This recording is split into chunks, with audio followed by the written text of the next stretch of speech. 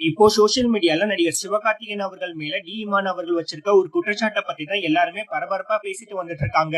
அது மட்டும் இல்லாம அதுல நடிகர் சிவகார்த்திகேயன் அவர்கள் ஒரு மிகப்பெரிய துரோகம் பண்ணிருக்காரு அப்படின்ற மாதிரியும், அந்த துரோகத்தை என்னால ஒரு நாளும் மன்னிக்கவும் முடியாது, மறக்கவும் முடியாது அப்படின்ற மாதிரியும் சொல்லியிருக்காரு.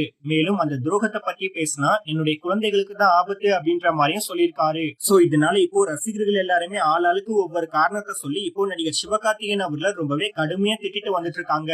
இந்த நிலையில இப்போ இதுக்கு பதிலடி கொடுக்கிற வகையில டி இமான் அவர்களுடைய முதல் மனைவியான மோனிகா ரிச்சர்ட் அவர்கள் என்ன சொல்லியிருக்காங்க அப்படின்னு பார்த்தோம்னா, சிவகார்த்திகேயன் அவர்கள் எங்களுடைய குடும்ப நண்பர், ரொம்பவே டீசென்டான மனிதர். இமானுக்கும் அவருக்கும் ஒரு நல்ல நட்பு உண்டு. நண்பர் என்ற அடிப்படையில எங்களுடைய குடும்பத்து மேல ரொம்பவே அக்கறையா இருப்பாரு. அதனாலதான் எங்களுக்குள்ள விவாகரத்தானது நடக்கும்போது நாங்க பிரிஞ்சிடக்கூடாது அப்படின்ற ஒரு நல்ல எண்ணத்தினால எங்களுக்குள்ள சமாதானம் பேசி வைக்க வந்தாரு. மேலும் இமான் அவர்களுடைய விவாகரத்து முடிவுல சிவகார்த்திகேயன் அவர்கள் அவருக்கு சப்போர்ட் பண்ணாம நியாயத்து பக்கத்து நின்றாரு. அதனாலதான் இப்போ டி இமான் அவர்கள் தனக்கு துரோகம் பண்ணிட்டாரு அப்படின்ற மாதிரி சொல்லியிருக்காரு. ஆனா இத வெளியே எல்லாருமே தப்பா புரிஞ்சுக்கிட்டு இப்போ சிவகார்த்திகேயன் அவர்கள் தப்பா பேசிட்டு வந்துட்டு இருக்கீங்க. ஒரு நண்பரா இன்னொரு நண்பருடைய குடும்பமானது பிரியக்கூடாது அப்படின்றத மட்டும்தான் அவர் நினைச்சாரு. இதுல என்ன அவர் மேல தப்பு இருக்கு அப்படின்ற மாதிரி கேட்டிருக்காங்க.